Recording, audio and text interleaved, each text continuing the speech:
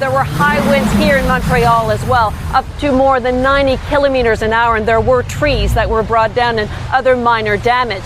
But the big problem here in Montreal was the massive amount of water that came down, and there were a series of flash floods. Here in this underpass, several motorists were trapped in their cars. They simply could not make it across. It wasn't that high, and we were moving, and then all of a sudden they stopped. And they stopped. We couldn't move. And then the water started to rise very fast, very fast.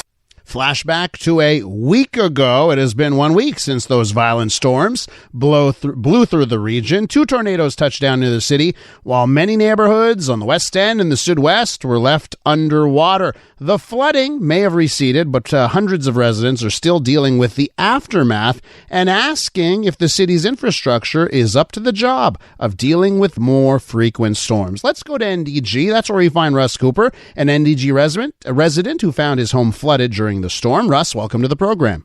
Hello, Elias. How are you, sir? I'm doing good. So first things first, and thanks for the sir, by the way. First things first, what happened a week ago? Tell me what happened in your home a week ago. Well, frankly, I was out of town, so I was not first foremost, but luckily my mother-in-law and my 2 friends, Doug and Joe, came over to mop it up while I was on the way. Yeah, we got some flooding, and my basement is essentially ruined. I've lost a lot of personal belongings. I have to assess my furnace, my oil tank, everything that kind of comes down to what it takes to have a functioning home. And to be very honest, our family was one of the lighter hit, if I can say that.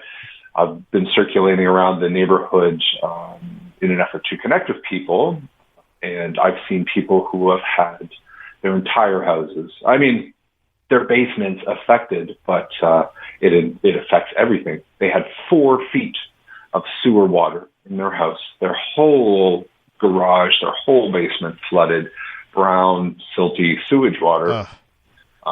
So it's something it was something to see, man. So, and that I think is sort of like a homeowner, one of the homeowner's worst nightmares, right? Sewage water in the basement, all the damage that comes with that.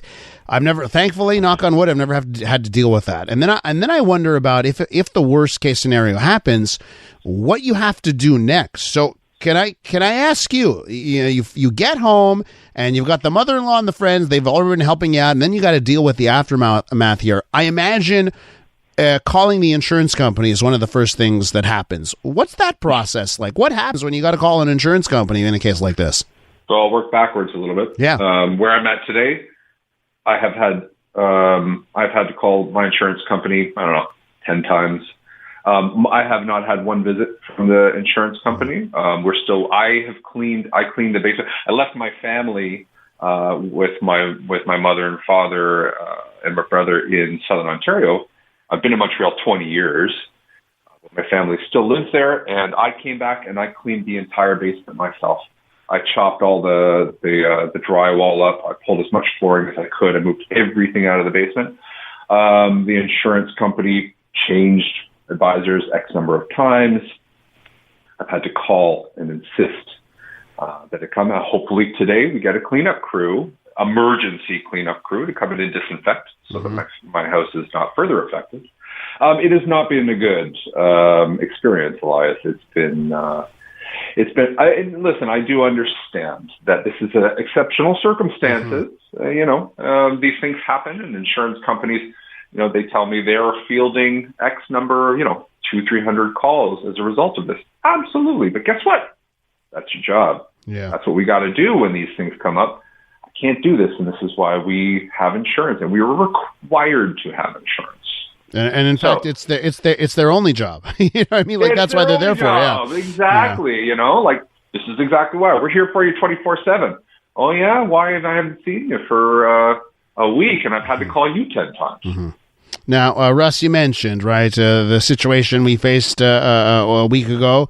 Exceptional circumstances, the large amount of rain. But I want to ask you, before last week's storm, when there's just, a decent rainfall, had you noticed, had your neighbors noticed did you have any suspicion that perhaps, maybe based on previous events in the area, that the infrastructure in the neighborhood wasn't good enough to handle serious weather events like this? So, in terms of historical facts, I can't go that far. I've been in the neighborhood 3 years, so I can't say for sure. What I'm hearing from people is that a similar event happened in '87. In talking to the people in the neighborhood, it happened in '87. Most predominantly in '87, and during that time, and for sure, just to state, this is, I haven't verified any facts, but this is kind of what I'm hearing, is that at that time, the city had put in a reservoir in Gilbert Layton Park, which is a little bit further west than where I am, but still in kind of the northern edge of NDG, and the reservoir was not big enough. I've heard from people and talking that the pipes, like from their discussions with city workers, and they know the pipes underneath the ground are not big enough to handle these things. I've had my neighbor, like I'm talking like I have a semi-detached house. My neighbor on the other side has had 4 floods. I have a backwater valve in my house as per necessary. Yeah. I don't know, man. I can't go down in the sewers. That's not my job. If I do that, I get arrested. But but what I'll say right now is, if you look at the damage that happened with this one, there's I'll estimate, maybe 15, 16 square blocks, upwards of 600 houses, I think we estimate. Yeah. That live in this area, and it is all centralized here. And we are a group. I'll talk about that in a moment. But yeah, I am very skeptical. I cannot say for a fact because I don't have facts yet. Mm-hmm. But when something happens like this, so centralized, and to affect so many people in such a drastic manner, where people south of Fielding or south of Summerledge, nobody got hit. It's very predominant in this. And I'm talking up to 4 feet of water. Yeah. Something went wrong is a fair line of inquiry. And now what was it? So, Russ, running up against the clock here. So I want to make sure you get to say everything you want to say here with regards to what you just said, and maybe if you've had a political response of any city councilors come on by. Absolutely. Well, I'm going to tell you, we have started a bit of a coalition around the neighborhood. It's been headed up by a woman named Ilana Grosstern. And we have a Facebook group now which has X number of people. In front of me, over 100. We had a meeting with a lawyer last night. There were more than 100 people there. More people had to turn away because Zoom has their limits. Wow. We are exploring a class action lawsuit. And at this point, we are looking for answers as to what happened. We have different reports, everything. So I did meet with Despina Surius just on the street. I was walking around talking to neighbors, some people who were very seriously affected to this. And I did bump into her on the street. She was very nice. And we walked around and we went to people's houses and we talked to people. And at that moment, very nice. But nice doesn't solve problems right now. What the city needs to do is answer questions and listen. If